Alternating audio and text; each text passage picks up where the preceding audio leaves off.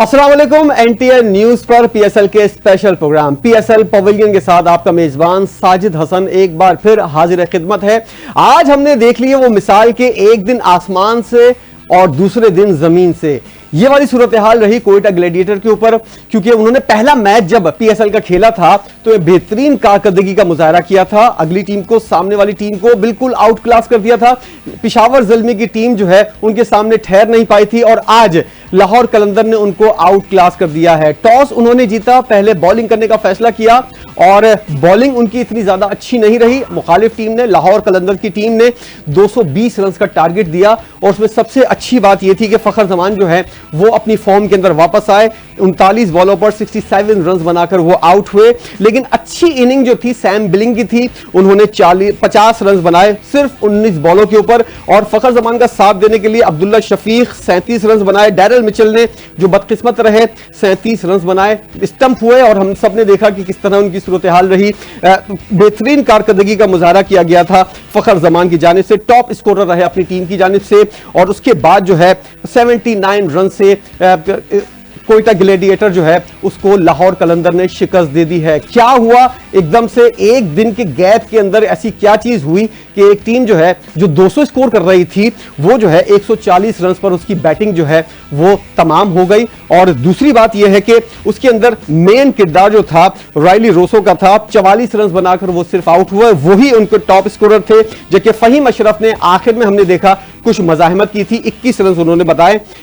Match में क्या हुआ और कोयटा ग्लैडिएटर के साथ ऐसी क्या बात हुई एक दिन के अंदर कि उनकी टीम जो है वो एक दिन 200 स्कोर करती है और दूसरे दिन जो है सिसकते हुए 140 रन बनाती है, इसके ऊपर हम बात करेंगे। क्रिकेट एक्सपर्ट हमारे साथ मौजूद हैं, सहाफी भी हैं, अली अहमद।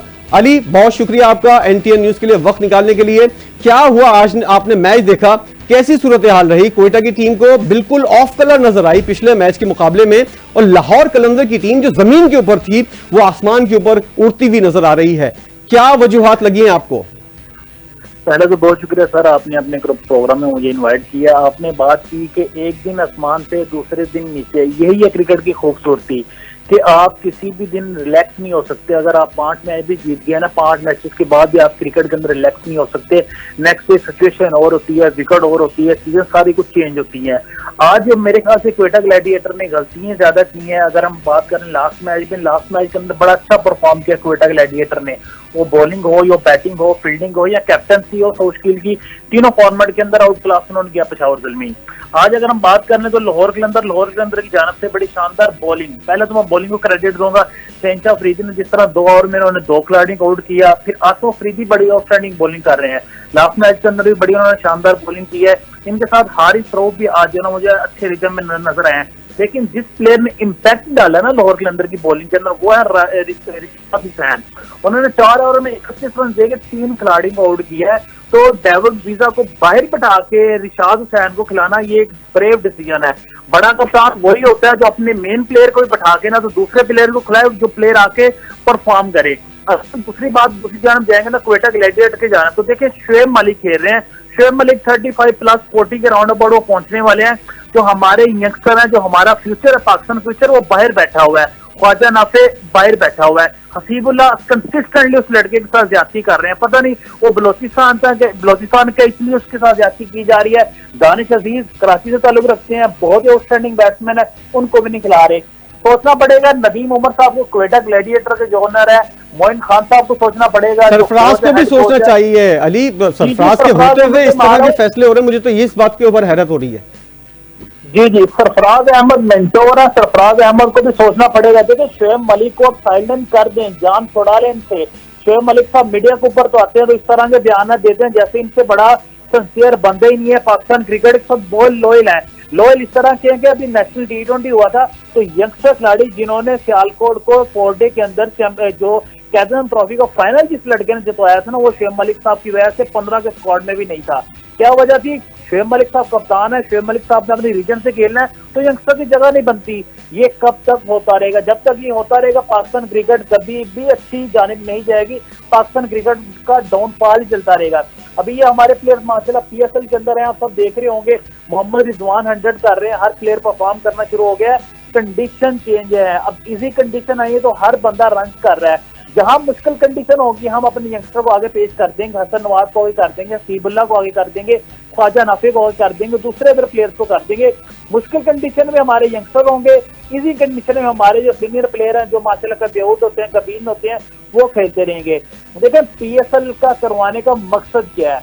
पीएसएल खत्म हो जाएगी, खत्म होने के बाद आगे आपकी सीरीज आ रही है या आगे एशिया कप आ रही है या वर्ल्ड कप आ रहा है, उसके लिए आपके पास कुछ ना कुछ होना चाहिए। अच्छे बॉलर्स हो, अच्छे बैट्समैन हो, अच्छे स्पिनर्स हो। पीएसएल आपकी खत्म हो जाएगी, आपको एक अच्छा बैट्समैन ना हो या अच्छा बॉलर ना हो या अच्छा स्पिनर ना हो, तो पीएसएल करवाने का मकसद क्या है? तो अली पिछले 3 साल में जो पीएसएल हुई है उसमें आप जरा मुझे बताइएगा, या छोड़े 2 साल के अंदर पिछली पीएसएल जो हुई है, कौन सा ऐसा बैटर हमारे पास निकल कर आया, कौन सा ऐसा बॉलर अच्छा सा निकल कर आया, कौन सा ऐसा स्पिनर निकल कर आया?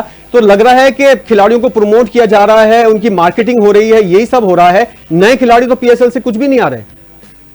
बिल्कुल बड़ा आपने वैलिड क्वेश्चन किया। देखिए पीएसएल के अंदर जितने भी फ्रेंचाइज है ना, पहले तो उनको सोचना पड़ेगा क्या वो जीत की तरफ जाएंगे कि जीतना भी जरूरी है, लेकिन आप अपने यंगस्टर को साथ ऐड करना पड़ेगा। मैं लाहौर कलंदर को यहाँ थोड़ा सा क्रेडिट दूंगा। लाहौर कलंदर के अंदर 2 डेब्यू हैं लास्ट मैच के अंदर। आसिफ अफरीदी का डेब्यू है, मोहम्मद नईम का डेब्यू हुआ है। कहीं ना कहीं अगर तमाम फ्रेंचाइज देखें तो लाहौर कलंदर फिर भी करे फरिश्ता वो आगे चांस ले जाती है कि अपने यंगस्टर को चांस देते हैं। लास्ट टाइम आपने बात की किसने परफॉर्म किया, अगर मैं बात कर लूँ उसामा मीर ने परफॉर्म किया था स्पिनर्स के अंदर, लेकिन उसामा मीर को हमने उस तरह कैरी नहीं किया, उस तरह हमने चांसेस नहीं दिए, क्योंकि हमने तो सिर्फ खिलाना शादाब खान को, क्योंकि आपको पता है उनके दिमाग सकलैन मुश्ताक है तो वो उनकी सिफारिश करते हैं, उन्होंने आना ही आना है। कल मैं एक निजी चैनल पे देख रहा था, शाहिद खान अफरीदी से सवाल हुआ कि आप अगर लेग स्पिनर में देखें तो किसको आप कंसीडर करेंगे, तो शाहिद खान अफरीदी ने भी माशाल्लाह वही बात की जो सकलैन मुश्ताक बात करते हैं। उन्होंने कहा जी मैं शादाब खान को कंसीडर करूंगा। उन्होंने आर्गूमेंट ये दिया वो अच्छे स्पिनर है, अच्छे फील्डर, अच्छे बैट्समैन है। बड़ा मुसलमान सा मिला सवाल है शाहिद खान अफरीदी साहब से कि जरा बताइएगा 2023 वर्ल्ड कप से लेकर 2025 चैंपियन ट्रॉफी आ गई है, 2024 वर्ल्ड कप में भी शादाब खान साथ थे, क्या परफॉर्मेंस शादाब खान की, क्या बैटिंग में परफॉर्मेंस है, क्या उनकी बॉलिंग में परफॉर्मेंस है? अगर फील्डर ही अच्छे हैं तो फिर किसी और को ले जाते, शादाब खान को हमने क्यों ले जाना है? पाकिस्तान टीम के अंदर और पीएसएल के अंदर रिश्तेदारियां निभाई जा रही हैं, रिश्तेदारी निभाते रहेंगे तो बस इंजॉय करेंगे ये प्लेयर्स और पाकिस्तान क्रिकेट का सत्यानाश। अच्छा, ये जो कुछ हो रहा है जरा ये बताइएगा, रोशनी डालिएगा हमारे नाजरीन के लिए, ये जो कुछ भी हो रहा है, जो गलतियां हो रही हैं उसकी आपने निशानदेही भी की, हम भी बात करते रहते हैं, इनको खत्म करने का जिम्मेदार कौन है? पीसीबी के ऊपर कितनी जिम्मेदारी है? और ये जो फ्रेंचाइजेस हैं ये अपनी मनमानियां करते हुए नजर आ रहे हैं, पीसीबी क्या इन्वॉल्व हो सकता है इन मामलात में? जरा सा बताइएगा, क्या पीसीबी के ऊपर जिम्मेदारी आती है या सिर्फ फ्रेंचाइज मालकान जो हैं ये उन्हीं का खेल है? देखिए पीएसएल के अंदर जो है ना, पीसीबी का कोई रद्द अमल नहीं है। पीसीबी किसी को ये नहीं कह सकता कि आप इस प्लेयर को सिलेक्ट करें, इस प्लेयर को आपने सिलेक्ट नहीं करना। हाँ, पीएसएल 10 के बाद कुछ चीजें ऐड कर सकता है पाकिस्तान क्रिकेट बोर्ड। 10 साल के अंदर कोई चीज और ऐड नहीं हो सकती थी। पीएसएल 10 के बाद जो है ना 2 टीम्स ऐड हो रही हैं और कुछ चीजें ऐड हो सकती हैं। फिर पाकिस्तान क्रिकेट बोर्ड कुछ चीजें कह सकता है कि आप डोमेस्टिक प्लेयर्स के परफॉर्मर को उठाएं, लेकिन मुझे नहीं लग रहा कि इस तरह की कोई बात होगी। दुनिया क्रिकेट में आप कहीं भी चले जाए, फ्रेंचाइज पैसे लगाती है, वो करोड़ों अरब रुपए लगाते हैं, वो किसी के गली के प्लेयर को उठा के खिला दें या डोमेस्टिक के परफॉर्मर को उठा के खिला लें। अब लाहौर कलंदर की अगर हम बात कर लें तो वो अपने प्लेयर पाकिस्तान के डोमेस्टिक से नहीं उठाते, वो अपने पीटीपी करवाते हैं, पूरे साल अपना एक ट्रायल करवाते हैं, ट्रायल के थ्रू अपने प्लेयर को सिलेक्ट करते हैं 20 से 25 प्लेयर। 20 से 25 प्लेयर में से उन्होंने 1 से 2 प्लेयर सेलेक्ट करने हैं। मोहम्मद नईम अभी आए हैं, वो भी इस साल जो है ना पीटीपी में थे लास्ट 2 साल में। लास्ट ईयर सलमान फयाज से लेग स्पिनर, वो भी 2 साल पीटीपी में साथ रहे। अच्छा, कता कलामी की माजरत अली, मैं चाहूंगा कि मैच समरी भी हमारे नाजरीन देख रहे हैं, और लाहौर कलंदर की जो बैटिंग है उसके अंदर मेन चीज जो है 67 रन बनाकर फखर जमान आउट हुए हैं। फखर जमान ने रन्स किए हैं। इसके अलावा सैम बिलिंग जो है उन्होंने नीचे से आकर जिस तरह 50 रन स्कोर किए, सिर्फ 19 बॉलों के ऊपर बेहतरीन बैटिंग का उन्होंने मुजाहरा किया, जबकि अब्दुल्ला शफीक ने 21 बॉलों पर 37 रन और डैरल मिचेल ने 23 बॉलों पर 37 रन स्कोर किए। तो लाहौर कलंदर के पास जो है एक तरह से ये तसल्ली हो गई कि फखर जमान जो आउट ऑफ फॉर्म थे और काफी अरसे से इंजरी का शिकार थे, टीम से भी बाहर थे, उन्होंने रन्स कर लिए हैं। और दूसरी खुशी की खबर यह है कि शाहीन शाह आफरीदी जो हैं वो भी फॉर्म में आ गए हैं। क्या हम ये कह सकते हैं कि शाहीन शाह आफरीदी और ये जिस तरह के खुशदिल शाह हैं और दीगर खिलाड़ी जो हैं वो पीएसएल के हीरो हैं, इंटरनेशनल इवेंट के लिए जीरो हैं। क्या ये सही रहेगा? क्योंकि ये लोग पीएसएल के अंदर परफॉर्म करते हैं और टीम के अंदर आ जाते हैं, और जब इंटरनेशनल मायार की टफ क्रिकेट होती है तो यहां पर ये लोग जीरो हो जाते हैं। अच्छा देखिए, हम न्यूजीलैंड टूर पे किया, न्यूजीलैंड टूर पे हमने 5 T20 मैचेस में 4 हार गए हैं, ओडी मैचेस के अंदर हम व्हाइट वॉश हो गए हैं। किसी पाकिस्तान क्रिकेट बोर्ड में या मोहसिन नकवी साहब ने, किसी ने आके कॉन्फ्रेंस की, या कोच ने कॉन्फ्रेंस की, या कप्तान ने कॉन्फ्रेंस की कि हमसे गलती हुई है, हमको इस चीज का जवाब देते हैं? किसी ने कोई जवाब नहीं दिया। यहाँ पे किसी को कोई टेंशन नहीं, किसी को कोई प्रॉब्लम नहीं। आपने मोहम्मद रिजवान की माशाल्लाह मैच्योरिटी का हिसाब नहीं लगा लिया, तो उन्होंने कहा कि आगे पीएसएल के अंदर परफॉर्म करेंगे हम। यार आप पाकिस्तान टीम के अंदर हार रहे हैं तो पीएसएल में परफॉर्म करके दोबारा फिर आप में टीम में आ जाएंगे। ये माइंडसेट बना हुआ है हमारे क्रिकेटर्स का माशाल्लाह। आपने बात की फखर जमान की, आपने बात की शहनशाह अफरीदी की, आपने बात की सैम दिलीन की। फखर जमान के ऊपर मैं आता हूँ। तो देखिए फखर जमान जो है ना, जिस तरह इंजर्ड हुए थे, हमेशा फखर जमान जो है ना अपने लिए कभी नहीं खेलते। आपको शायद याद होगा जो हम 2023 वर्ल्ड कप अगेंस्ट न्यूजीलैंड हम हारा हुआ मैच जो हम जीते थे, जिसके अंदर बारिश हो गई थी, फखर जमान की बदौलत हम वो मैच जीते थे। हमेशा फखर जमान अपने लिए नहीं खेलते, वो टीम के लिए खेलते हैं। आज जिस तरह उन्होंने बैटिंग की है, आउटस्टैंडिंग बैटिंग की, और मैं उनकी बड़ी रीड कर रहा था उनकी बैटिंग, कि वो अपने स्ट्रॉन्ग जोन में नहीं खेल रहे थे, कि वो अब चाह रहे हैं कि ग्राउंड के चारों तरफ खेलें। बहुत खूबसूरत इनिंग उन्होंने खेली है। कल साइम अयूब ने जिस तरह 50 किया, इंजरी के बाद जब कोई भी प्लेयर वापस आता है ना, इतना मुश्किल नहीं है, तो उसके लिए आगे फौरन परफॉर्म करते हैं, थोड़ा टाइम लगता है। साइम अयूब भी हमें दिखाई दिए हैं कि वो भी माशाल्लाह बड़े अच्छा परफॉर्म कर रहे थे, 50 रन स्कोर किए हैं। आज फखर जमान ने 50 कर दिए है, तो इंजरी के बाद थोड़ा मुश्किल होता है। शहनशाह अफरीदी की आपने बात की, देखें शहनशाह अफरीदी तकरीबन पाकिस्तान में अभी 5-6 साल से खेल रहे हैं कंसिस्टेंटली। उन्होंने 2023 वर्ल्ड कप खेला, 2024 T20 वर्ल्ड कप खेला, 21-22 का T20 वर्ल्ड कप खेला, उसके बाद फिर चैंपियन ट्रॉफी भी खेली। लेकिन 5-6 इवेंट्स के बाद आप देख रहे हैं तो एक अभी भी उनकी अच्छी परफॉर्मेंस हमारे सामने आई हो। सिर्फ और सिर्फ टीम के अंदर क्यों, मैं वही बात पहले कह रहा था कि शाहिद खान अफरीदी के बाद है, कोई परफॉर्मेंस नहीं है। शाहिद खान अफरीदी आप जरा देखें, जिस चैनल पे शाहिद खान अफरीदी साहब बैठे होते हैं, कभी भी शाहीन अफरीदी के ऊपर उन्होंने तनकीद करने दी है ना, वो खुद करते हैं ना किसी को करने की इजाजत है, क्योंकि वहां पे पहले बता दिया जाता है शाहीन अफरीदी के खिलाफ आप नहीं बोलना। वो 0 करे, वो 100 करे, वो किसी को आउट करे ना करे, उसके अगेंस्ट नहीं बोलना। जब तक रिश्तेदारियां पाली जाएंगी पाकिस्तान क्रिकेट में, पाकिस्तान की क्रिकेट तबाह होती रहेगी। आप हम चाहे मुल्क से कुछ सीख लें। अभिषेक शर्मा का कल 141 का स्कोर देख लें जरा आप, किस तरह की आउटस्टैंडिंग उन्होंने बैटिंग की है। एक के एक प्लेयर पर अभी अभिषेक शर्मा इंडियन टीम के अंदर परमानेंट प्लेयर नहीं है, कि उनकी जगह ही नहीं बन रही है। कितनी प्लेयर्स हैं, कितनी लॉट है उनके पास, और हमारे पास माशाल्लाह ना कोई बैट्समैन है, ना कोई बॉलर है, ना कोई स्पिनर है, ना कोई फास्ट बॉलर है। वही हमने सर्कल लगाया, सर्कल के अंदर जो प्लेयर्स हैं उनको हमने खिलाना है। कोयटा की बॉलिंग को क्या हो गया? एक दिन इन्होंने अच्छी बॉलिंग की, बेहतरीन कारकर्दगी का मुजाहरा किया। अबरार अहमद ने पिछले मैच के अंदर 4 विकेटें हासिल की, इस दफा भी 2 ली हैं, लेकिन 219 रन अगर आपकी बॉलिंग जो है वो करवा लेती है तो फिर तो मैच आपके हाथ से निकल गया। और जो सूरत हाल देखी है हमने, अकील हुसैन ने 2 खिलाड़ियों को आउट किया, मोहम्मद आमिर ने कोई विकेट हासिल नहीं की, 46 रन उन्होंने दिए, जबकि फहीम अशरफ ने 1 खिलाड़ी को आउट किया, लेकिन उसके लिए उन्होंने 49 रन दिए। तो इतने ज्यादा रन अगर खिलाड़ी देंगे तो फिर मैच जीतना तो मुश्किल हो जाएगा। बिल्कुल, देखें पिंडी की जो पिच है ना, वो इसलिए साजगार होती है कि फास्ट बॉलर को थोड़ी हेल्प करती है। जैसे आपने इनका पहला मैच देखा, वो भी पिंडी के अंदर हुआ था, तो वहां मोहम्मद आमिर को भी थोड़ा स्विंग और सीम मिल रहा था, तो फास्ट बॉलर को थोड़ा मिल रहा था स्विंग और सीम। आज मुझे लग रहा था कि पिच थोड़ी सी डिफरेंस थी, थोड़ी मुख्तलिफ थी, जिसकी वजह से फास्ट बॉलर को भी इतना जो है ना वहाँ स्विंग और सीम नहीं मिला। और खासतौर पर देखिए क्रेडिट जाएगा यहाँ पे लोअर क्लास के बैट्समैन को, उन्होंने बड़े मुहतात अंदाज और बड़ा अच्छी इनिंग खेली है। फखर जमान ने जिस तरह खेली, सैम दिलीन ने खेली, खासतौर पर डैरल मिचेल ने मिडल में आकर, अब्दुल्ला शफीक ने बड़े आउटस्टैंडिंग इनिंग खेली है।